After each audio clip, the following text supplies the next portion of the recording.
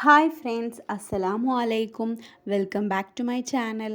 ഇന്ന് നമ്മൾ തലശ്ശേരി ദം ബിരിയാണിയുടെ റെസിപ്പി ആയിട്ടാണ് വന്നിട്ടുള്ളത്. അപ്പോൾ നമുക്ക് എങ്ങനെ കുക്കറിൽ ദം ചെയ്തിട്ട് തലശ്ശേരി ദം ബിരിയാണി ഉണ്ടാക്കാൻ നോക്കാം. അപ്പോൾ അതിന് വേണ്ടിയിട്ട് ഞാൻ ആദ്യം 1 കിലോ ചിക്കന് കഴുകിയിട്ട് ഒരു പാത്രത്തിൽ ഇട്ട് കൊടുക്കുന്നുണ്ട്. ഇനി ഇത് നമുക്കൊന്ന് പൊരിച്ചെടുക്കണം. പൊരിച്ചെടുത്തിട്ടാണ് നമ്മൾ ബിരിയാണി ഉണ്ടാക്കുന്നത്. അപ്പോൾ അതിന് വേണ്ടിയിട്ട് 1 സ്പൂൺ മുളക് പൊടി ഇട്ട് കൊടുക്കുന്നുണ്ട്. ഇനി 1/2 സ്പൂൺ മഞ്ഞൾപ്പൊടി ചേർത്ത് കൊടുക്കുന്നുണ്ട്. ആവശ്യത്തിന് ഉപ്പും ചേർത്ത് കൊടുക്കുന്നുണ്ട്. ഇനി മസാലയൊക്കെ ചേർത്തതിന് ശേഷം നന്നായിട്ടൊന്ന് നമുക്കിത് മിക്സ് ചെയ്തെടുക്കാം. മിക്സ് ചെയ്തതിന് ശേഷം 1 സ്പൂണ് മൈദപ്പൊടി കൂടി ചേർത്ത് കൊടുക്കുന്നുണ്ട്. ഈ കോട്ടിംഗ് ഒന്ന് പിടിച്ച് കിട്ടാൻ വേണ്ടിയിട്ടാണ് 1 സ്പൂൺ മൈദ ചേർക്കുന്നത്. അല്ലെങ്കിൽ നമ്മൾ പൊരിച്ച് കഴിഞ്ഞിട്ടുണ്ടെങ്കിൽ അത് മസാലയിലിടുമ്പോൾ പിന്നെ അതിൻ്റെ കളറ് ചേഞ്ച് ആയിട്ട് വരും. ഇപ്പോൾ നമ്മൾ മൈദ ചേർത്തിട്ടുണ്ടെങ്കിൽ നമ്മൾ പൊരിച്ച് കഴിഞ്ഞാൽ അതിൻ്റെ കോട്ടിങ് അതിൽ പിടിച്ച് കിട്ടും. അപ്പോൾ എല്ലാം കൂടി ഒന്ന് മിക്സ് ചെയ്തതിന് ശേഷം ഒരു അരമണിക്കൂർ നമ്മളിത് റെസ്റ്റ് ചെയ്യാൻ വേണ്ടിയിട്ട് ഫ്രിഡ്ജിൽ വെക്കുന്നുണ്ട്. അപ്പോൾ ഇതാ മിക്സ് ചെയ്തിട്ട് വെച്ചിട്ടുണ്ട്. ഇനി നമുക്കിത് ഫ്രിഡ്ജിൽ കൊണ്ടുവെക്കാം. ഇനി ഇതിലേക്ക് മെയിനായിട്ട് ചെയ്യാനുള്ളത് നമ്മൾ ഉള്ളി പൊരിച്ചെടുക്കണം. അപ്പോൾ അതിന് വേണ്ടിയിട്ട് ഞാനിവിടെ ഒരു 3 വലിയുള്ളി എടുത്തിട്ടുണ്ട്. അപ്പോൾ ഒരു പാത്രം വെച്ചതിന് ശേഷം അതിൽ എണ്ണ ഒഴിച്ചു കൊടുത്തിട്ടുണ്ട്. പൊരിക്കാനുള്ള എണ്ണയാണ്. ഇനി അതൊന്ന് ചൂടായി വരുമ്പോൾ നമുക്കൊരു 3 വലിയുള്ളി നൈസായിട്ട് അരിഞ്ഞത് ഈ എണ്ണയിലേക്ക് ഇട്ട് കൊടുക്കാം. എന്നിട്ട് നന്നായിട്ടൊന്ന് പൊരിച്ചെടുക്കണം. നമ്മൾ തീ കൂട്ടി വെച്ച് കഴിഞ്ഞാൽ പെട്ടെന്ന് അത് കരിഞ്ഞു പോകും. പക്ഷേ ഇത് കരിഞ്ഞു പോകാനും പാടില്ല. എന്നാലൊരു ഗോൾഡൻ കളർ ആകുമ്പോൾ നമുക്കിത് വറുത്ത് കോരിയെടുക്കാം. ഇപ്പോൾ ഇതാ ചിക്കൻ ഞാൻ പൊരിക്കാൻ ഒരു പാത്രം വെച്ച് കൊടുത്തിട്ടുണ്ട്. അതിലേക്ക് എണ്ണ ഒഴിച്ചതിന് ശേഷം ചിക്കൻ നന്നായിട്ടൊന്ന് പൊരിച്ചെടുക്കുകയാണ്. അപ്പോൾ ഇതാ ചിക്കനൊക്കെ പാത്രത്തിലേക്ക് ഇട്ട് കൊടുത്തിട്ടുണ്ട്. അപ്പോൾ നന്നായിട്ടൊന്ന് പൊരിച്ചെടുക്കണം. ഇനി നമുക്ക് അപ്പോൾ നമ്മുടെ ഉള്ളി ഇവിടെ ഒരു ഗോൾഡൻ കളറായി വന്നിട്ടുണ്ട്. ഇങ്ങനെ ഒരു കളറായി വരുമ്പോൾ തന്നെ നമുക്കിത് കോരിയെടുക്കാം. നമ്മളിത് പാത്രത്തിലേക്ക് മാറ്റിയതിന് ശേഷവും ഇത് കുറച്ചും കൂടി ഒന്ന് കളറ് ചേഞ്ച് ആവും. അപ്പോൾ നമ്മൾ ഒരു ഗോൾഡൻ കളറിലേക്ക് വരുമ്പോൾ തന്നെ എടുത്തിട്ട് അതൊരു പാത്രത്തിലേക്ക് മാറ്റാം. ഒരു ഓട്ടക്കൈയിൽ വെച്ചിട്ട് ഊറ്റിയിട്ടെടുക്കാം. നമ്മൾ ഓയിലൊക്കെ കളഞ്ഞിട്ട് ഞാനിവിടെ ഒരു പാത്രത്തിലേക്ക് മാറ്റി കൊടുക്കുന്നുണ്ട്.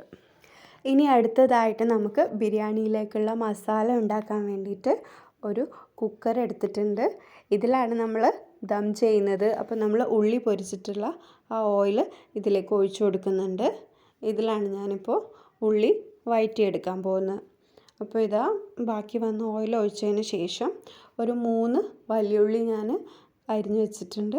അത് ഇതിലേക്ക് ഇട്ട് കൊടുത്തിട്ട് നന്നായിട്ടൊന്ന് വഴറ്റിയെടുക്കുന്നുണ്ട്. അപ്പോൾ ഉള്ളി നമ്മൾ 3 എണ്ണം പൊരിക്കാനും 3 എണ്ണം വഴറ്റാനുമാണ് എടുത്തിട്ടുള്ളത്. ഇപ്പോൾ ഇതാ നെയ്ച്ചോറ് ഉണ്ടാക്കാൻ വേണ്ടിയിട്ട് ഞാനൊരു പാത്രം അപ്പുറത്തെ അടുപ്പിൽ വെച്ച് കൊടുത്തിട്ടുണ്ട്. ഇനി ഇതിലേക്ക് ആവശ്യമായിട്ടുള്ള ഓയിൽ ഒഴിച്ചു കൊടുക്കാം. അപ്പോൾ നമ്മൾ കൈമ റൈസാണ് ഉണ്ടാക്കുന്നത്. അപ്പോൾ ഇതിലേക്ക് ഞാൻ കുറച്ച് ഗ്രാമ്പൂ, പട്ട, ഏലക്കായ ഇട്ട് കൊടുക്കുന്നുണ്ട്. 1 സ്പൂണ് വലിയുള്ളി ഇട്ട് കൊടുത്തിട്ടുണ്ട്. ഇനി ഇതൊന്ന് നമുക്ക് നന്നായിട്ടൊന്ന് വഴറ്റിയെടുക്കാം. അപ്പോൾ ഉള്ളി ഇവിടെ വഴന്ന് വരുന്നുണ്ട്. അപ്പോൾ നമ്മൾ ഒന്നുകൂടി ഒന്ന് ഇളക്കി കൊടുക്കുന്നുണ്ട്. ഇനിയിപ്പോൾ ഇതാ അരി ഒന്ന് കഴുകി കൊടുക്കുന്നുണ്ട്. കൈമ റൈസ് 1 കിലോനാണ് എടുത്തിട്ടുള്ളത്. അപ്പോൾ അത് കഴുകി എടുക്കുന്നുണ്ട്. അപ്പോൾ ഇതാ വെള്ളം ഒഴിച്ചു കൊടുക്കുന്നുണ്ട്. നെയ്ച്ചോറ് ഉണ്ടാക്കാൻ വേണ്ടിയിട്ട് നെയ്ച്ചോറ് ഉണ്ടാക്കിയിട്ടാണ് ദം ചെയ്യുന്നത്. അപ്പോൾ അതിലേക്ക് വേണ്ടിയിട്ട് അരി എടുത്തതിൻ്റെ ഡബിൾ വെള്ളം ഒഴിച്ചു കൊടുത്തിട്ട് വെള്ളം തിളപ്പിക്കാൻ വെച്ചിട്ടുണ്ട്. ഇനി ഇതിലേക്ക് ആവശ്യത്തിനുള്ള ഉപ്പ് ചേർത്ത് കൊടുക്കുന്നുണ്ട്. ഉപ്പൊക്കെ ചെക്ക് ചെയ്തതിന് ശേഷം നമുക്കിതൊന്ന് അടച്ചു വെച്ചിട്ട് വെള്ളമൊക്കെ ഒന്ന് തിളച്ച് വരട്ടെ. അപ്പോൾ ഉപ്പൊക്കെ ചേർത്ത് നന്നായിട്ടൊന്ന് മിക്സ് ചെയ്ത് കൊടുക്കുന്നുണ്ട്. ഇനിയിപ്പോൾ ഇതാ ഉള്ളി അതിനിടയിലൊന്ന് ഇളക്കി കൊടുക്കുന്നുണ്ട്.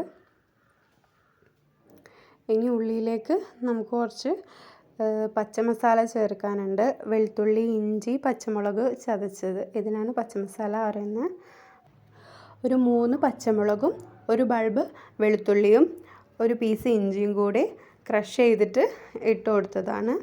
ഇനി ഇത് ഈ ഉള്ളിയിലേക്ക് ഇട്ടതിന് ശേഷം നന്നായിട്ടൊന്ന് വഴറ്റിയെടുക്കാം. ഇതിൻ്റെ ആ ഒരു പച്ച മണമൊക്കെ ഒന്ന് മാറുന്ന വരെ നമുക്കിത് വഴറ്റി കൊടുക്കാം. ഇനി നമുക്ക് ഇതിലേക്ക് ചേർത്ത് കൊടുക്കാനുള്ളത് തക്കാളിയാണ്. ഞാനിവിടെ ഒരു 2 തക്കാളി നീളത്തിലരിഞ്ഞത് ഇതിലേക്ക് ഇട്ട് കൊടുക്കുന്നുണ്ട്. ഇനി തക്കാളി ചേർത്തിട്ട് നമുക്ക് നന്നായിട്ടൊന്ന് വഴറ്റിയെടുക്കാം. ഇനി തക്കാളിയൊക്കെ ഒന്ന് കുക്കായി വന്നതിന് ശേഷം നമുക്ക് ബാക്കി ചേർക്കാം. ഇപ്പോൾ ഇതാ നമ്മുടെ വെള്ളം ഇവിടെ തിളച്ച് വന്നിട്ടുണ്ട്. ഇനി നമുക്കിതിലേക്ക് അരി ഇട്ട് കൊടുക്കണം. അപ്പോൾ ഞാനിവിടെ കഴുകി വെച്ചിട്ടുള്ള 1 കിലോ കൈമ റൈസ് കഴുകി ഊറ്റി വെച്ചിട്ടുള്ളതാണ്. ഇതിപ്പോൾ ഞാനിവിടെ വെള്ളത്തിലേക്ക് ഇട്ട് കൊടുക്കുന്നുണ്ട്. അതിൻ്റെ ഡബിൾ വെള്ളം എടുത്തതാണ്. വെള്ളം തിളച്ചതിന് ശേഷം അരി ഇട്ട് കൊടുത്തിട്ട് നന്നായിട്ടൊന്ന് മിക്സ് ചെയ്തെടുക്കാം.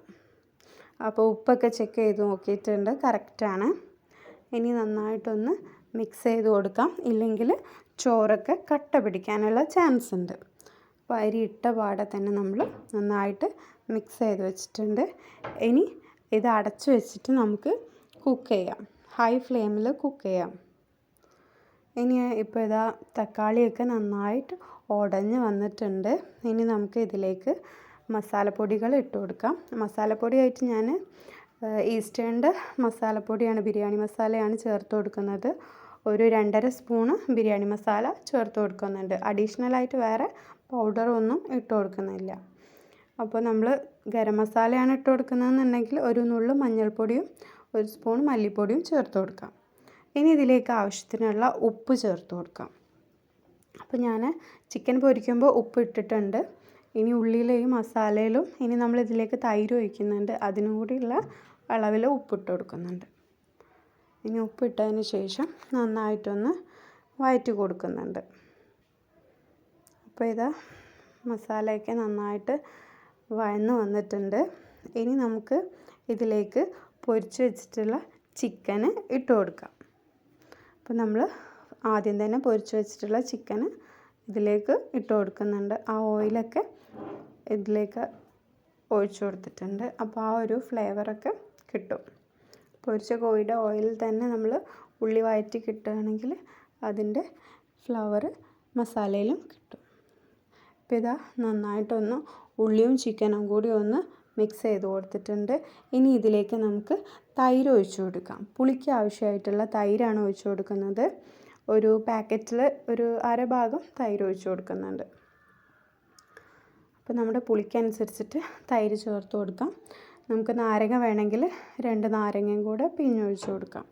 ഇപ്പോൾ ഞാനിവിടെ തൈര് മാത്രമേ ചേർക്കുന്നുള്ളൂ. അപ്പോൾ തൈര് ചേർത്തിട്ട് നന്നായിട്ടൊന്ന് മിക്സ് ചെയ്ത് കൊടുക്കുന്നുണ്ട്. നമ്മൾ പൊരിക്കുമ്പോൾ മൈദ ചേർത്തത് കൊണ്ട് അതിൻ്റെ കോട്ടിങ് വല്ലാണ്ട് പോവില്ല. നമ്മൾ മൈദ ചേർക്കാതെ പൊരിച്ചിട്ടുണ്ടെങ്കിൽ വേറെ കോട്ടിങ് മാറിക്കിട്ടും. ഇനിയിപ്പോൾ ഇതാ ഇവിടെ ചോറൊക്കെ റെഡിയായി വന്നിട്ടുണ്ട്. അപ്പോൾ ഞാനതൊന്ന് നന്നായിട്ടൊന്ന് മിക്സ് ചെയ്ത് കൊടുക്കുന്നുണ്ട്. അപ്പോൾ നമ്മൾ നന്നായിട്ടൊന്ന് ഇളക്കി കട്ടയില്ലാതെ എടുക്കുന്നുണ്ട്. ഇപ്പോൾ ഞാൻ ചെറിയ തീയിലേക്ക് മാറ്റിയിട്ടുണ്ട്. ഇപ്പോൾ വെള്ളമൊക്കെ ഒന്ന് വറ്റി വന്നിട്ടുണ്ട്. ഇനി ചെറിയ ഫ്ലെയിമിൽ ഇതൊരു 5-10 മിനിറ്റിനുള്ളിൽ ഇത് കുക്കായി കിട്ടും. അപ്പോൾ ഇതാ ചെറിയ തീയിലാക്കിയിട്ട് ഞാൻ ഈ ചോറൊന്ന് അടച്ചു വെച്ച് കൊടുക്കുന്നുണ്ട്. ഇനി നമുക്ക് മസാലയിലേക്ക് വേണ്ടിയിട്ട് കുറച്ച് പുതിനയില അരിഞ്ഞെടുത്തിട്ടുണ്ട്, അത് ഇട്ട് കൊടുക്കുന്നുണ്ട്. മല്ലിയിലയും പുതിനയും കൂടി അരിഞ്ഞത്.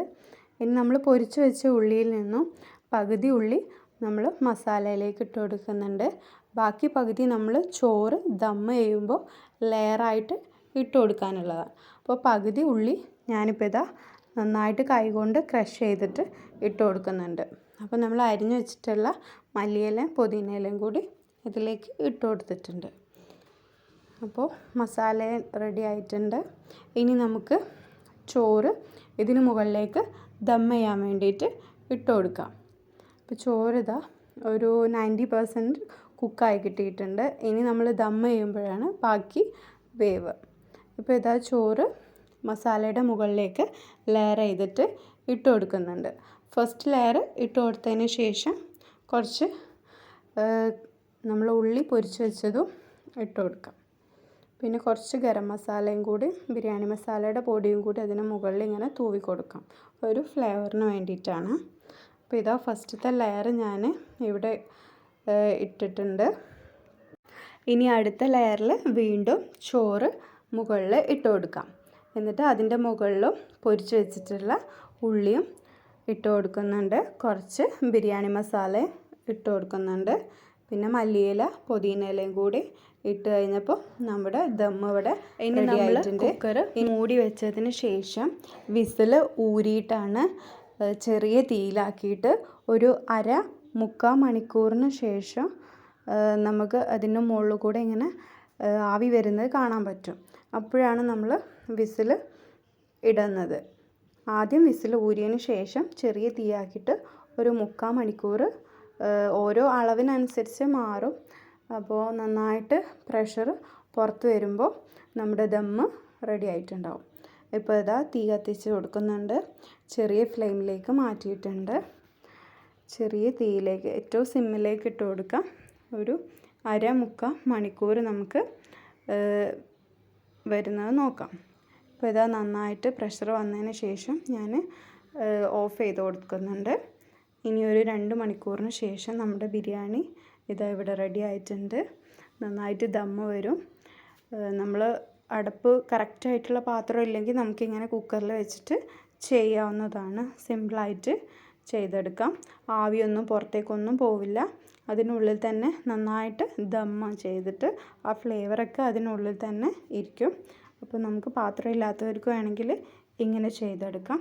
അപ്പോൾ എല്ലാവർക്കും എൻ്റെ ഈ ബിരിയാണിയുടെ റെസിപ്പി ഇഷ്ടമായി എന്ന് വിചാരിക്കുന്നു.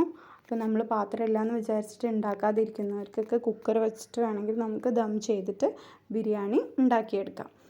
അപ്പോൾ അസ്സലാമു അലൈക്കും.